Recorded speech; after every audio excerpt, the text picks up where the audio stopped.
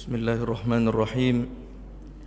Assalamualaikum warahmatullahi wabarakatuh.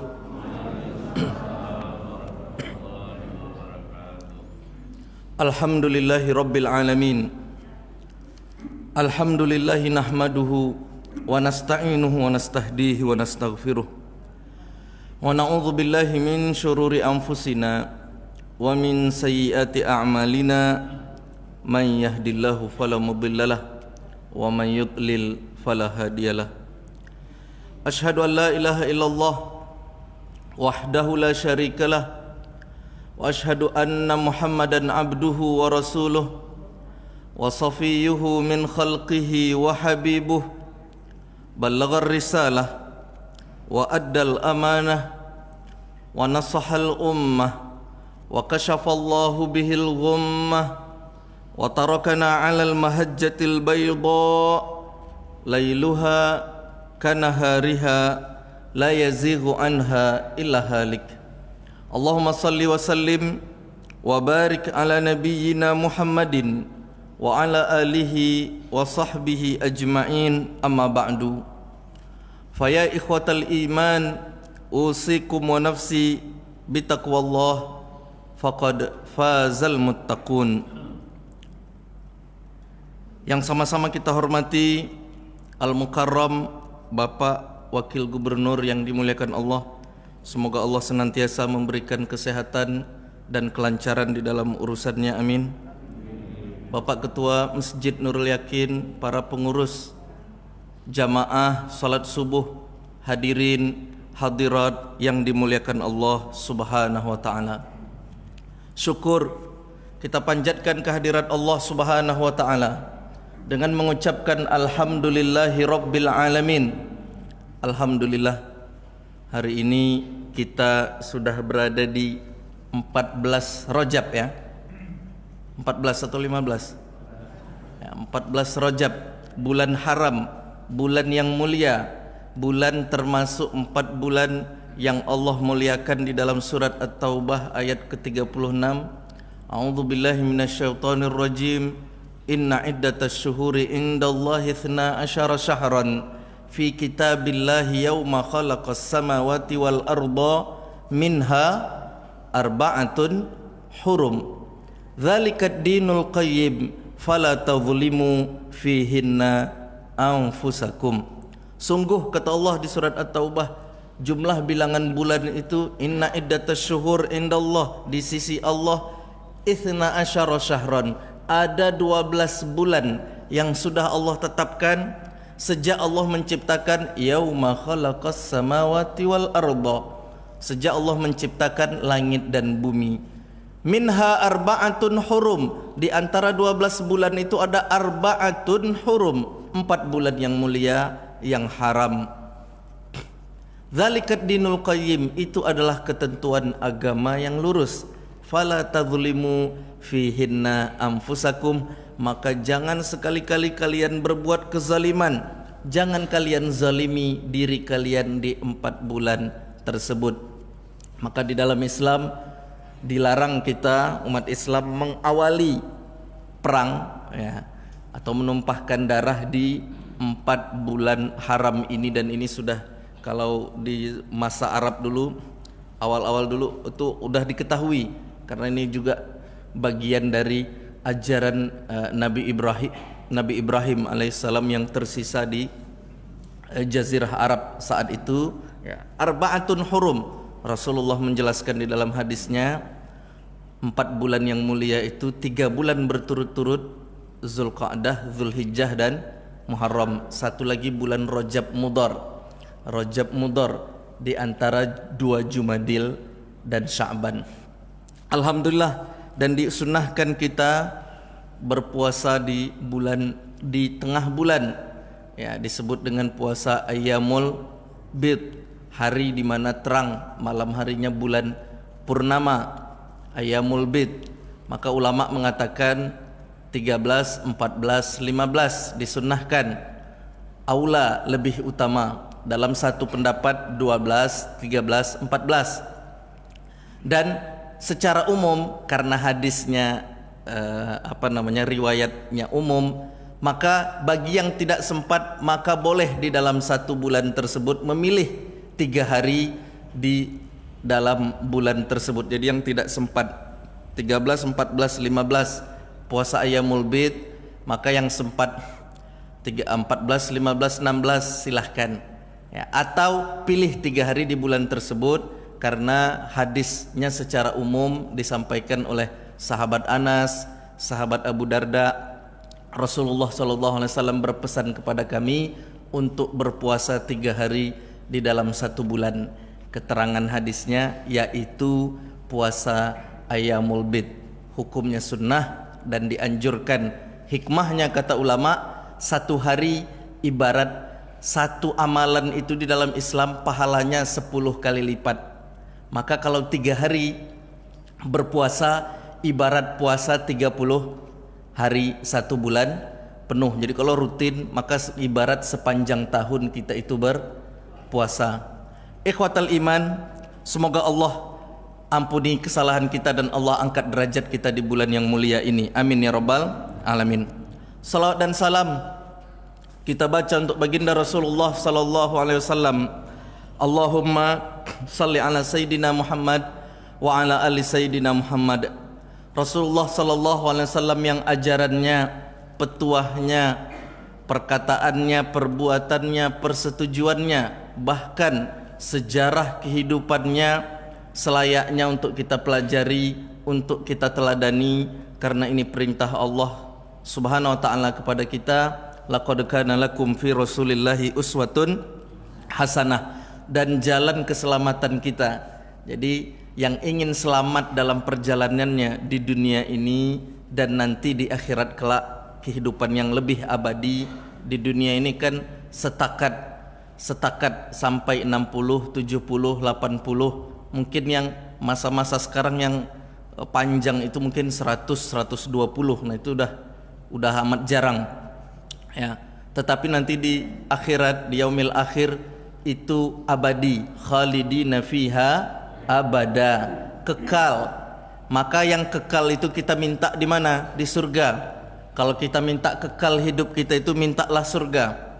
Nauzubillah, dan kita berlindung semoga kita tidak dimasukkan ke dalam neraka. Amin ya rabbal alamin. Semoga kita dijauhkan Allah, ya, dilindungi Allah dari azab neraka, dan Allah jadikan kita min ahlil jannah. Amin ya rabbal alamin. Allahumma salli ala sayyidina Muhammad wa ala ali sayyidina Muhammad. Tema kita masih mengkaji hadis Al-Adabul Mufrad. Jadi tema yang pertama itu tentang birrul walidain, sudah kita lewati, tentang bakti kita kepada kedua orang tua. Setelah birrul walidain masuk kepada silaturrahim. Nanti setelah silaturrahim masuk ke pembahasan bertetangga, adab di dalam bertetangga. Nah kita masih di ujung silaturahim, keutamaannya dan azab ya bagi orang yang memutus silaturahim. Diriwayatkan dari sahabat Anas bin Malik radhiyallahu an bahwa Rasulullah sallallahu alaihi wasallam bersabda, "Man ahabba ayyubsata lahu fi rizqihi wa ayyun sa'alahu fi atharihi falyasil rahimah." Falyasil rahimah. Barang siapa, kata Rasulullah sallallahu alaihi wasallam, yang ingin dilapangkan rezekinya, yubsat bastun ya besutu liman yasha. Allah itu ya besut, melapangkan.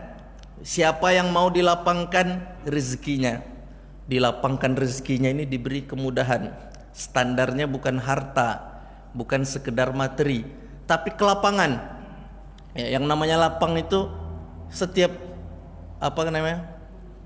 Ya, seadanya, secukupnya. Pas mau ada. Ya, pas mau haji bisa.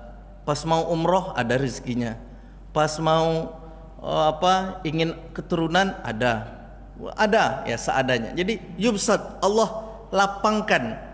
Siapa yang ingin Allah lapangkan rezekinya, yubsatalahu fi rizqihi wa ayyun sa'alahu fi atharihi.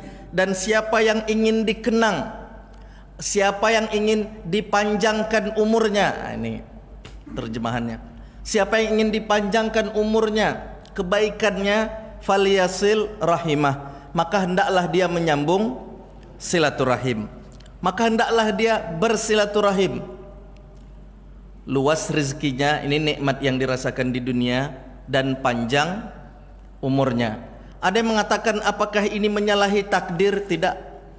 Justru ini bagian dari ketentuan Allah.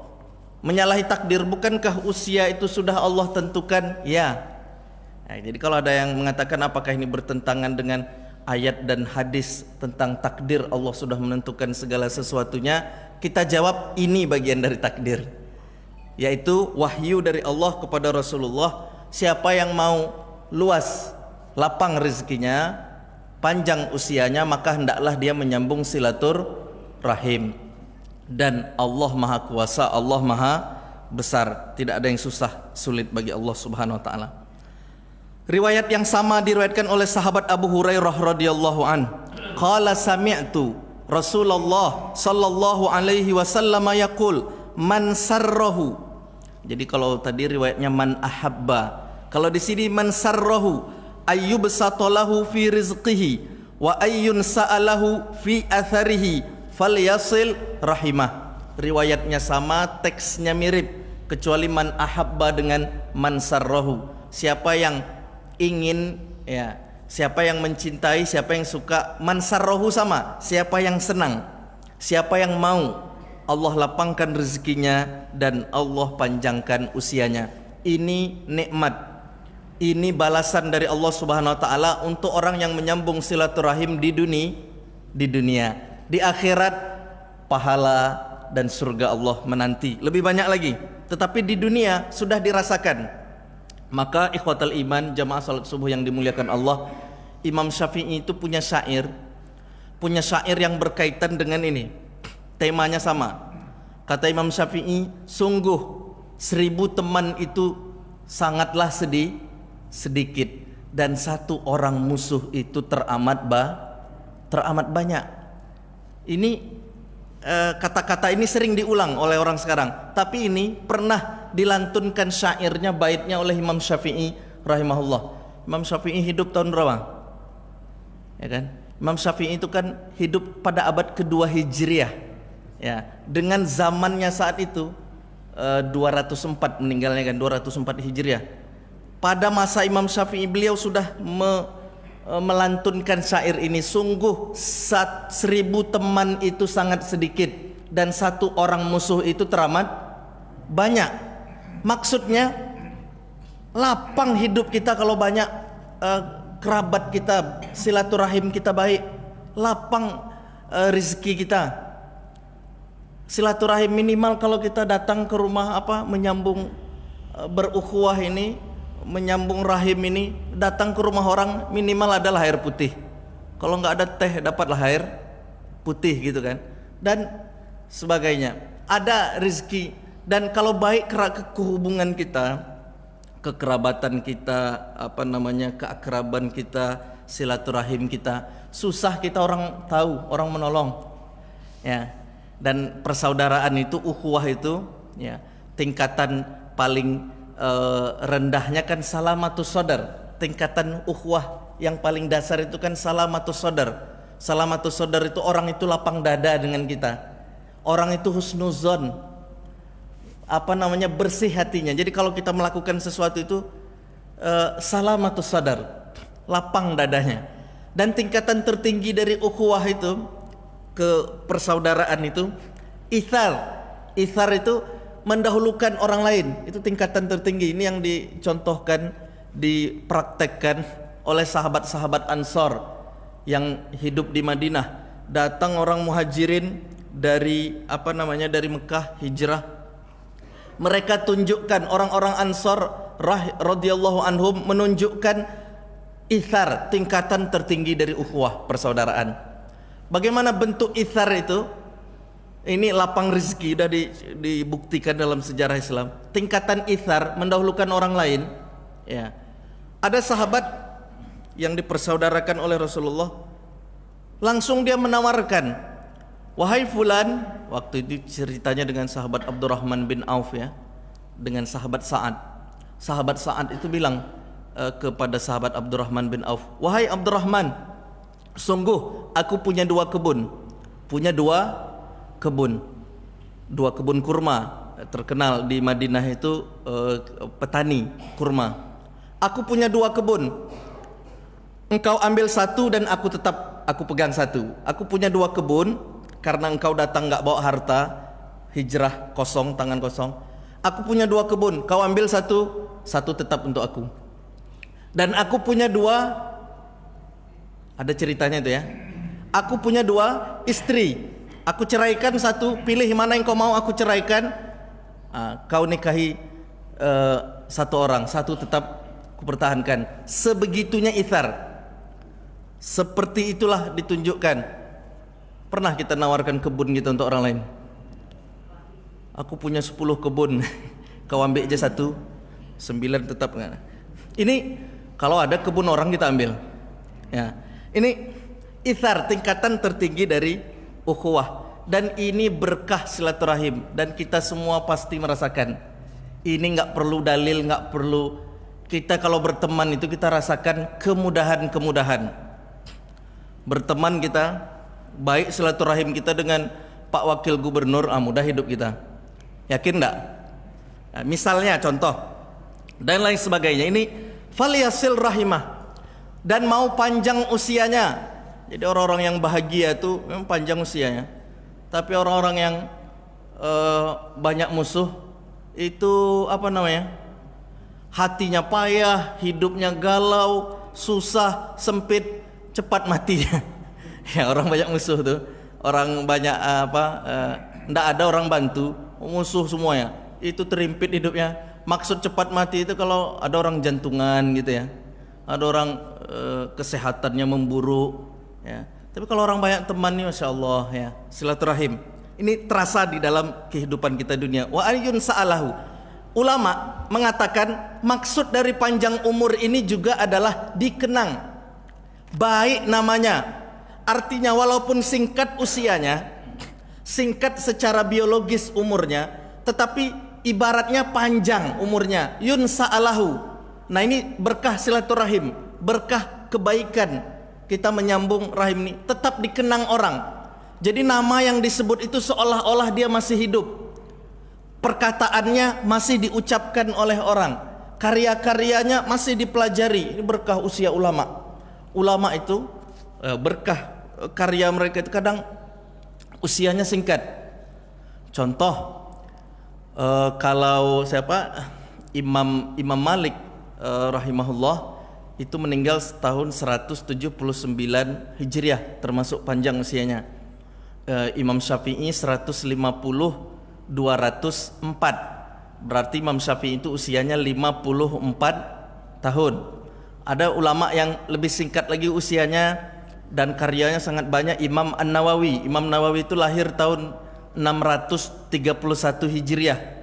Wafatnya tahun 676 Hijriah. Berarti Imam Nawawi itu usianya 45 tahun. 45 tahun dan Imam Nawawi meninggal dunia belum menikah. Dalam keadaan belum menikah. Kenapa belum menikah? Karena hari-harinya itu Imam Nawawi itu malam harinya diceritakan dia menulis, membaca, menulis, dan di siang harinya dia mengajarkan ilmu kepada murid-muridnya. Tidak sempat dia nikah, tidak sempat menikah karena ilmu, cintanya dengan ilmu dan kesibukannya.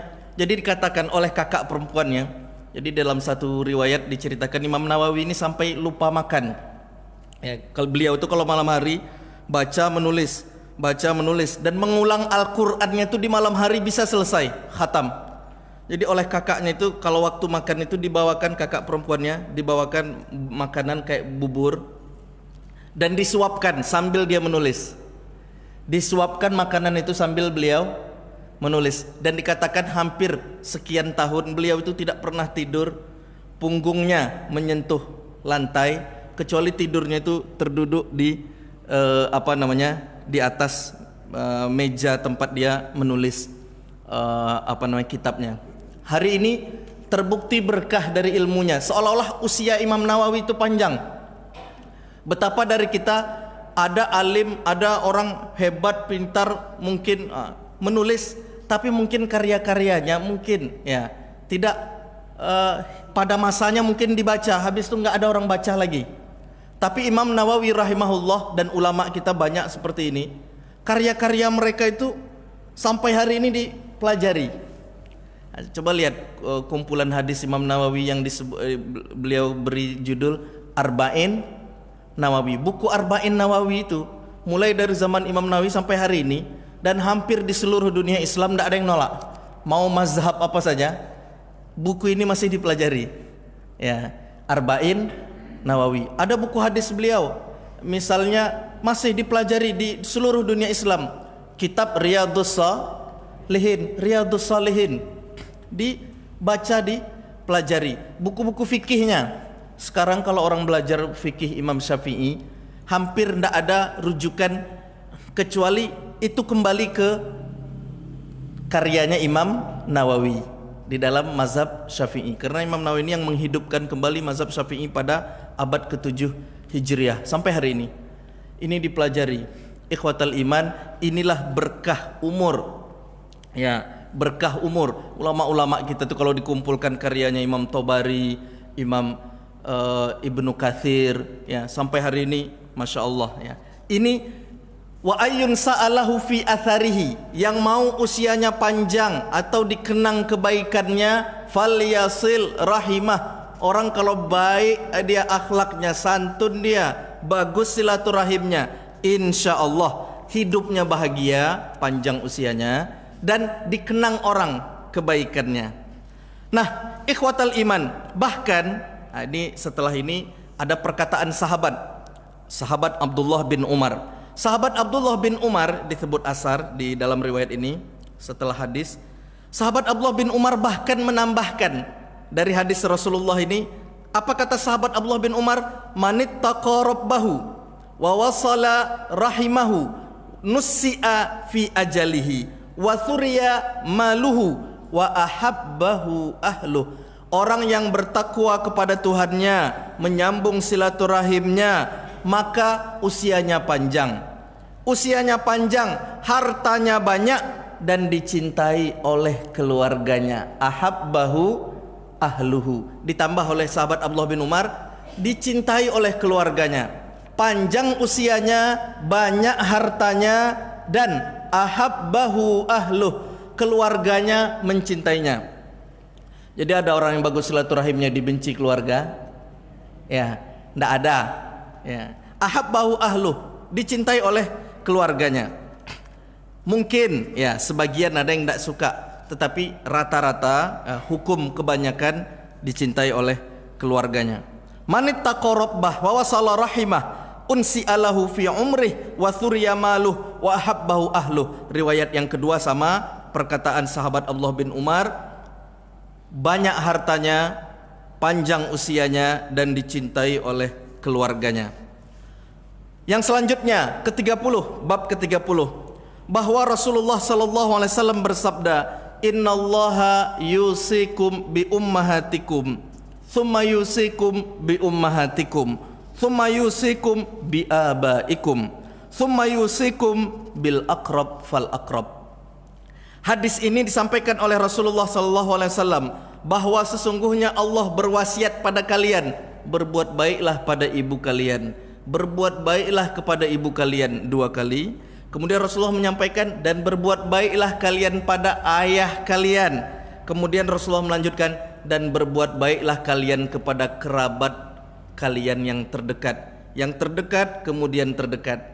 Ya, ini disampaikan oleh Rasulullah SAW. Diletakkan di sini tentang berbuat baik kepada kerabat, karib kerabat. Jadi karib kerabat itu dari bahasa Arab. Karib kerabat jadi bahasa Melayu. Jadi bahasa Melayu ini kalau ada orang yang tidak mau bahasa Arab, semua dari Arab, payah. Karena bahasa Melayu kita ini ya, bahkan bahasa Indonesia banyak padanan dari bahasa Arab. Ya, jadi silaturahim lah. Silaturahim itu udah jadi bahasa Indonesia kan? Ya, dan lain sebagainya. Al-aqrab fal aqrab. Rasulullah menganjurkan setelah kalian pada orang tua kalian, Allah berwasiat pada kalian untuk berbuat baik pada ibu kalian, pada ibu kalian, pada ayah kalian, kemudian al-aqrab fal-aqrab, pada kerabat kalian. Nah, ini berbuat baik pada kerabat ini bagian dari anjuran ajaran agama Islam. Kemudian Rasulullah sallallahu alaihi wasallam menyatakan bahwa setiap hari Kamis, kata Rasulullah, malam Jumat, malaikat akan membawa amal setiap diri kita ini dihadapkan kepada Allah Subhanahu wa taala, dan tidak diterima amal orang yang memutus silaturahim. Fala yuqbal amalu qati'ir rahim, dan tidak diterima amal orang yang memutus silaturahim. Rasulullah dalam hadis ini menyatakan, sungguh setiap amal anak Adam ini akan dihadapkan oleh malaikat, dibawa kepada Allah Subhanahu wa taala setiap hari Kamis, asyayyata kulli khamisin lailatal jum'ah, di sore Kamis menjelang malam Jumat, dan tidak diterima amal orang yang memutus silaturahim. Nah, ini jadi kalau dalam pekan itu ada kita memutus silaturahim, hati-hati, cepat sambung. Jangan ini, karena di hari Kamis, yang hari yang kemudian Rasulullah SAW, alasan Rasulullah berpuasa Kamis kan sama. Sungguh aku ingin berpuasa hari Kamis. Di dalam hadisnya Rasulullah menyatakan, aku berpuasa hari Kamis karena aku ingin amalku dihadapkan kepada Allah Subhanahu wa taala dalam keadaan aku sedang berpuasa. Rasulullah sallallahu alaihi wasallam. Makanya kemudian sunnah puasa Kamis itu kita hidupkan, agar ketika amalan kita ini dihadapkan, dibawa kepada Allah Subhanahu wa taala, kita dalam keadaan beribadah, khusyuk, taat, bertakwa, tidak sedang maksiat. Nauzubillah, kita berlindung pada Allah, semoga ketika amal kita dihadapkan, kita dalam keadaan taat, ya. Kita berlindung pada Allah, kita tidak sedang dalam keadaan bermaksiat. Ini tentang tidak diterimanya amal orang yang memutus silaturahim. Nah, ini dalam satu pekan Kamis tidak diterima, kata Rasulullah, amalu fala yuqbal amalu qati'ir rahim, tidak diterima amal orang yang memutus silaturahim. Nah, bahkan kalau ini kan perorangan. Nah, bab ini tentang perorangan. Dalam hadis Rasulullah, kita orang per orang, individu per individu, ini tidak diterima amal orang yang memutus silaturahim. Bahkan bisa jadi kaum itu dapat musibah, satu negeri dapat musibah, azab, teguran, ketika kaum itu banyak di antara mereka di satu negeri itu orang yang memutus silaturahim. Nah, sami'tu, dalam hadis, sami'tu Abdullah ibni Abi Aufa yaqulu anin Nabi sallallahu alaihi wasallam, diriwayatkan dari sahabat Abdullah bin Abi Aufa bahwa Rasulullah sallallahu alaihi wasallam bersabda, innar rahmata la tanzilu ala qaumin fihim qati'ur rahim. Innar rahmata la tanzilu ala qaumin fihim qati'ur rahim. Rasulullah bersabda, sungguh, kata Rasulullah SAW, rahmat Allah itu, rahmat Allah, karunia Allah tidak akan turun, la tanzil, tidak akan turun pada kaum, ala qaumin, pada kaum yang di dalamnya ada pemutus silaturahim, ada yang memutuskan silaturahim. Jadi dosa orang yang memutus silaturahim itu bukan hanya berakibat untuk dirinya, tapi bisa berakibat untuk kerusakan negerinya, untuk musibah di innar rahmah, rahmat Allah tidak turun. Jadi kita kan mengira mungkin yang rugi dia sendiri. Ternyata dalam hadis ini Rasulullah mengatakan rahmat Allah tidak turun pada kaum yang di dalamnya ada pemutus silaturahim. Wah, ini artinya ikhwatal iman, ini semakin memperkuat bagi kita bahwa ajaran Islam itu menganjurkan persatuan umat. Jangan pula kita berpecah belah. Ini kalau udah berpecah belah itu kayak apa, media sosial, jadi media semuanya ya. Padahal kekuatan satu negeri itu ada dalam persatuan. Hadis Rasulullah itu dah banyak tentang persatuan ini. Al mu'min lil mu'min kal bunyan. Orang beriman itu dengan orang beriman seperti satu bangunan. Yasuddu ba'duhum ba'dha, yang saling memperkuat, memperkokoh. Ini kita sesama orang beriman saja ya. Kadang fitnah, kadang banyak hal, dan banyak orang, banyak kepentingan yang menginginkan kita ini saling berpecah belah ya. Berlomba-lomba dalam kebaikan itu anjuran ya, fastabiqul khairat, tapi berpecah belah, saling memfitnah itu ndak boleh. Berlomba-lomba wajar, kita dalam kehidupan kita masing-masing dianjurkan ya. Siapa yang sanggup puasa, siapa yang sanggup sedekah lebih banyak, siapa yang sanggup sholat malam lebih banyak, fastabiqul khairat, perbanyaklah ibadah, ketaatan, perbanyak kebaikan di tengah masyarakat. Tetapi kalau saling menjatuhkan, fitnah, berpecah belah, bukan untuk itu kita diciptakan. Kita ini manusia diciptakan untuk apa? Beribadah. Kita juga diciptakan untuk memperbaiki dunia ini ya. Kita diciptakan untuk mengimaroh ya. Mengimaroh itu apa? Untuk memakmurkan ya alam semesta ini. Apa dalilnya? Ayat Al-Quran, inni ja'ilun fil ardi khalifah. Allah mengatakan pada malaikat, sungguh, surat Al-Baqarah, aku akan menjadikan, menciptakan di muka bumi itu khalifah. Khalifah itu maksudnya hamba Allah yang memakmurkan. Khalifah yang memakmurkan alam semesta ini, bukan untuk merusaknya, bukan untuk menghancurkannya. Dalam satu hadis Rasulullah sallallahu alaihi wasallam bersabda, hadis ini terkenal, hafal kita, mungkin dari kecil-kecil sudah diajarkan kita menghafal di sekolah, di SD saya sudah diulang hadis-hadis ini. La yadkhulul jannata qati'ur rahim. Tidak masuk surga orang yang memutus silaturahim. Sudahlah azab di dunia, azab di akhirat menanti. Azab di dunia apa tadi? Tidak turun rahmat pada satu negeri, tidak diterima amalannya ya, dan tidak masuk surga di hari kiamat. Tidak masuk surga. Tetapi kalau kebalikannya, orang yang menyambung silaturahim di dunianya saja dia sudah banyak kawannya, mudah rezekinya, lapang rezekinya, dan panjang usianya. Ini apa namanya? Kalau mau panjang usia kita, sambung silaturahim. Nah, sudah pernah kita sampaikan, ini pekan yang lalu kita hadisnya juga pernah kita baca ya. Sesungguhnya kata Rasulullah sallallahu alaihi wasallam, rahim itu adalah cabang ya, sesungguhnya rahim itu adalah cabang dari sifat Allah Ar-Rahman yang Maha Pengasih.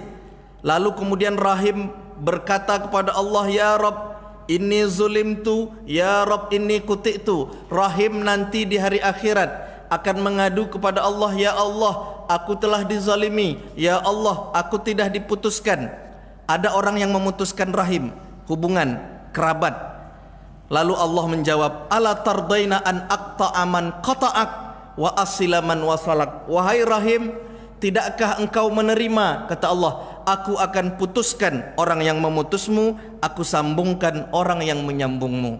Maksudnya akan diazab Allah orang yang memutus silaturahim, dan Allah akan muliakan, angkat derajat orang yang menyambung silaturahim. Nah, ikhwatal iman, selanjutnya Rasulullah mengatakan azab yang turun di dunia ini, dosa yang paling layak untuk didahulukan di atas dunia ini adalah dosa, diantaranya dosa orang yang memutus silaturahim. Ma min dzambin, Rasulullah SAW bersabda, tidak ada dosa ahra ayyu ajjilallahu li sahibihil uqubah. Tidak ada dosa yang paling layak, yang paling pantas Allah dahulukan azabnya di dunia ini, uqubah fid dunia. Tidak ada azab yang paling layak Allah dahulukan uqubah, ikobnya, hukumannya di atas dunia ini, ma'a ma yaddakhiru lahu fil akhirah. Bahkan azabnya itu pun masih disisakan nanti di akhirat yaitu dosa dari min qati'atir rahim wal baghyi. Min qati'atir rahimi wal baghyi. Tidak ada dosa yang paling pantas, paling layak Allah dahulukan ukubahnya, azabnya, hukumannya di dunia ini kecuali silaturahim, orang yang memutus rahim, dan zina, wal baghyi, dan dosa zina. Kalau dosa silaturahim ini ukubahnya yang nampak langsung, orang yang memutus silaturahim ini pertama sempit rezekinya. Sempit rezekinya. Jadi kalau bahasa kita itu sempit rezeki ini patokannya bukan materi yang tampak, tapi perasaan orang itu sempit rezekinya. Walaupun di mata orang lain dia seperti kaya, materi bangunan rumah, tapi hatinya itu terasa sempit rezekinya. Makanya kalau kita lihat, mungkin pernah kita dengar cerita ada orang kelihatannya kaya tapi dia was-was hidupnya. Ya, cemas terus. Ya. Hilang duit 100 perak, mikir dia, sibuk gitu kan. Padahal kalau orang kaya tuh semakin kaya dia hilang remeh pun tidak masalah lah gitu kan. Tidak nampak. Ya, saya misalnya punya duit 10.000, hilang 1.000 mungkin dari 10.000 terasa. Tapi kalau orang punya duit 100 miliar, hilang 1 miliar, tenang aja lah ya. Nah, misalnya. Nah, ini ukubah, azab yang terasa di dunia itu nampak sempit rezekinya dan apalagi pendek umurnya. Ya, pendek umurnya tadi, sikit temannya, payah hidupnya, sempit. Ya, saya cepat matinya. Ya, matinya itu mati mendadak. Ya, inilah. Ya, payah hidupnya. Ini qati'atur rahim yang nampak saja, musuhnya banyak. Ini azab juga. Orang banyak musuh. Mending yang musuhnya itu kalau orang jahat jadi musuh itu biasa, karena hak dan batil itu mesti sampai hari kiamat mesti dia berseteru, tidak bisa gabung. Air dan minyak, al-haq wal batil, kebenaran dan kebatilan itu tidak akan pernah satu, ya. Karena ayat Al-Qur'annya jelas. Ja'al haqqu wa zahaqal batil, datang kebenaran, kebatilan itu pasti minggir. Sama dengan lampu, lampu kalau kita nyalakan terang, yang gelap itu pasti menyingkir. Seperti itulah al-haq. Al-haq itu seperti cahaya, kalau dia ada mesti kebatilan itu menyingkir. Tapi kalau al-haq tidak ada, kebenaran tidak muncul, maka memang kegelapan. Lampu tidak nyala, memang gelap, memang kebatilan. Maka perlu kebenaran ini, orang-orang baik ini memunculkan diri, lampunya itu nyala, biar kegelapan itu menyingkir. Nah, begitulah al-haq dan batil. Jadi kalau orang menyambung silaturahim, masih ada yang benci, memang ada. Tapi minimal orang-orang baik, orang-orang bertakwa akan berteman dengannya. Ya, karena yang namanya musuh nol itu tidak ada. Karena ada al-haq dan batil, ada kebenaran dan kebatilan. Wal baghyu. Di sini dikatakan azab yang didahulukan di dunia itu al-baghyu, perbuatan zina. Ya. Dosa zina. Jadi dosa zina ini memang azabnya didahulukan di dunia dan nanti di akhirat ada azab yang menanti, kecuali dia taubatan nasuha. Apa azab zina itu yang didahulukan? Dalam Islam apa? Rajam, ya. Rajam. Jadi kalau dalam hukum Islam ada yang bilang kejam Islam itu. Memang itulah taubatnya zina itu. Ya. Tapi kalau belum ada hukum Islam, ya bertaubatlah. Ya, kalau belum ditegakkan rajam itu kan kejam, di luar hak asasi kemanusiaan. Orang yang berzina itu lebih melanggar hak asasi kemanusiaan. Maka Rasulullah menyatakan kepada sahabat yang minta izin, "Ya Rasulullah, aku masuk Islam, aku mau menaati semua, tapi ada satu yang aku minta, ya Rasulullah, izinkan aku zina. Satu amalan ini aja, dosa ini yang belum bisa aku tinggalkan, zina." Rasulullah mengobatinya mudah saja. Rasulullah pegang dadanya dan Rasulullah sampaikan, "Apakah engkau ridha itu terjadi pada ibumu? Engkau ridha itu terjadi pada anak perempuanmu? Engkau ridha itu terjadi pada saudara perempuanmu?" Orang itu langsung mengatakan enggak. Tidak ada orang mau ibunya, anak perempuannya, saudara perempuannya, langsung terdiam dia. Kalau gitu ya Rasulullah, aku berhenti. Karena sama semua kita di dunia ini. Orang-orang perempuan itu pasti dia punya saudara laki-laki, pasti dia punya ayah, pasti dia punya keluarga yang tidak ridho keadaannya juga begitu. Maka Ini Rasulullah mengobatinya. Jadi diazab. Bahkan ketika hukum Islam ini belum ditegakkan karena belum ada orang yang membiarkan zina terjadi, hukum Allah pun di dunia langsung turun. Hukum Allah, azab Allah di dunia langsung turun. Ketika orang menutup mata, dibiarkan saja. Akhirnya apa yang terjadi hari ini? Ada penyakit yang sampai hari ini nggak bisa diobati, dan penyakit itu memang terjadi, ya, menular karena perbuatan zina. Azab, ya, dari Allah Subhanahu wa taala. Jadi Allah dahulukan ukubah iqabnya di dunia ini. Na'udzubillah summa na'udzubillah. Semoga Allah lindungi keluarga kita, keluarga besar kita, dan kaum muslimin muslimat dari zina ini. Amin ya rabbal alamin. Kemudian Rasulullah sallallahu alaihi wasallam bersabda, "Laisal wasilu bil mukafi." Yang namanya orang menyambung silaturahim itu bukan membalas setimpal, mirip, tetapi yang disebut walakinnal wasila, yang menyambung silaturahim itu adalah orang yang jika diputus dia menyambung. Jika diputuskan silaturahim dia menyambung. Jadi bukan membalas semestinya. Jadi kalau membalas semestinya itu udah mesti, udah layak. Ada orang berkunjung pada kita, kita balas kunjungannya. Itu perbuatan yang semestinya, yang sama setingkat. Tetapi yang disebut dengan menyambung silaturahim, yang paling tinggi derajatnya, paling baik utama derajatnya adalah yang jika orang tidak mau, benci, orang tidak mau datang tempat dia datangi.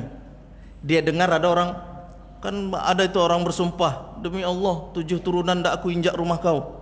Didatangi rumah orang itu, ya kan? Ya, dia enggak dendam. Ya, ada orang yang memutus, tidak mau ketemu dengan dia datangi orang itu. Dia berbuat baik.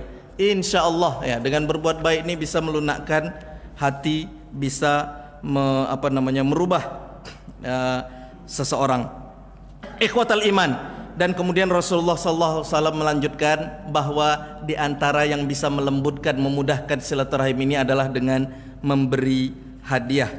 Rasulullah SAW menghadiahkan kepada sahabat Abdullah bin Umar baju atau kain sutra.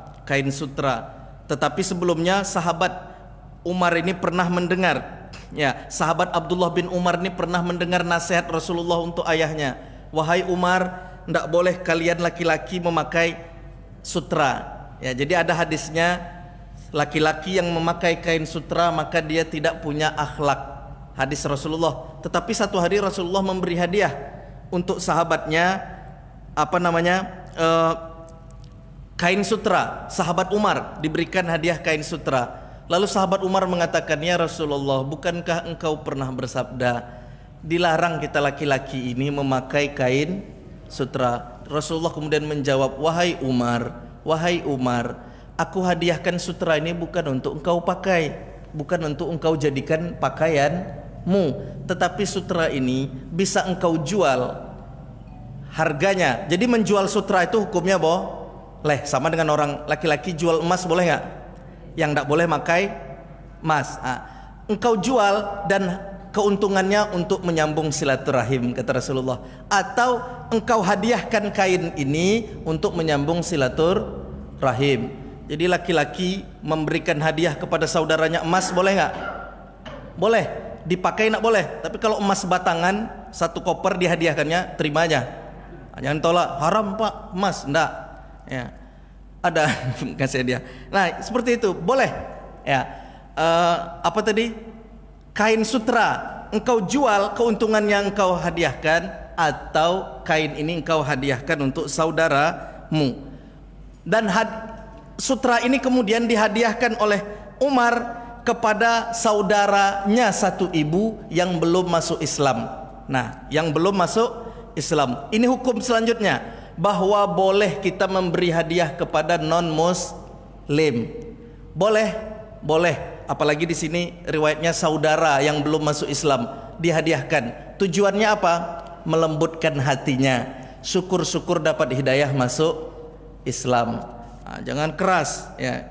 Hadiahkan, senyum, berbuat baik, itu memudahkan orang lembut hatinya dan tertarik dengan ajaran Islam. Terakhir, ya, ini anjuran dari Rasulullah SAW kepada kita untuk belajar nasab. Ya, ta'allamu ansabakum, thumma silu arhamakum. Dalam hadis ini sahabat Umar bin Khattab ini karena mempelajari dari anjuran Rasulullah, sahabat Umar punya pendapat, belajarlah kalian tentang nasab kalian, sambung silaturahim kalian, ya, pelajari nasab kalian. Sesungguhnya tidak ada hubungan yang tidak baik antara seorang laki-laki dan saudaranya kecuali ketika dia tahu bahwa mereka punya hubungan kekerabatan dan nasab, kecuali hubungan itu menjadi baik. Tidak ada masalah antara laki-laki dan seorang laki-laki kecuali ketika dalam masalah itu mereka mengetahui mereka masih punya hubungan nasab, kecuali itu akan memperbaiki dan mereka tidak jadi konflik. Mereka akan meninggalkan konflik di antara mereka karena persaudaraan yang mereka ketahui. Ta'allamu ansabakum. Maka orang Quraisy, ikhwatal iman, orang Quraisy itu termasuk orang yang menghafal nasab itu sangat kuat. Jadi nasab ini dulu ada ilmunya, tapi nggak tahu hari ini kayaknya nggak ada ilmu. Dulu ulama-ulama itu kalau kita baca riwayat sejarah hidupnya, profilnya kita buka, salah satu keahlian ulama dulu itu adalah mengetahui ilmu nasab. Ilmu nasab itu apa? Ilmu yang mengetahui ranji keluarga yang ada di masyarakat itu. Jadi kau anak siapa? Oh, anak fulan, fulan bin fulan bin fulan, berarti kakek kamu ini masih ada hubungan dengan ini. Itu dulu ilmunya dipelajari. Sekarang semakin individual hidup orang manusia ini, makin fardi-fardi, ilmu nasab itu jarang yang mempelajari. Padahal anjuran sahabat Umar, ta'allamu ansabakum, pelajarilah nasab-nasab di antara kalian. Makanya menghafal kakek itu jauh. Rasulullah itu kan kalau kita hafal buku sirah, kan ulama bisa ada ulama yang bisa sampai nasab Rasulullah itu pada Nabi Ismail alaihis salam. Diurut Muhammad bin Abdullah bin Abdul Muttalib bin Hashim bin Abdi Manaf bin Qusay bin Kilab bin Lu'ay bin Fihir bin Ghalib, terus sampai ke Adnan.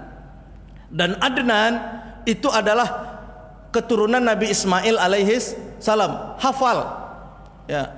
Jadi kalau sekarang saya payah ngulang kalau sampai Ahmad Tirmizi bin Muhammad Rumin, ini nyambung tuh payah. Nggak tahu kalau ada yang sampai kakek 10 hafal di sini. Bapak ibu-ibu ada? Ya, ini kan kalau seandainya bisa kita sampai pada puncak, ya kan? Kalau di masyarakat kita kan ada istilahnya punya suku gitu ya. Kalau Pak Wakil Gubernur marga gitu Pak ya, sampai nggak ke pendiri marga itu Pak nasabnya? Kalau kita urut, kalau sampai Masya Allah hebat itu. Karena nggak ada konflik kecuali kalau seorang itu tahu dengan saudaranya dia ada hubungan, nggak jadi konflik. Ya minimal kalau kita sama kita tahulah kita satu rahim, satu nasab. Kita ini satu rahim, ya walaupun jauh. Anak Nabi Adam, bapak kita satu, ngapain kelahi, ngapain ribut? Ya, masih ada rahimnya walaupun jauh.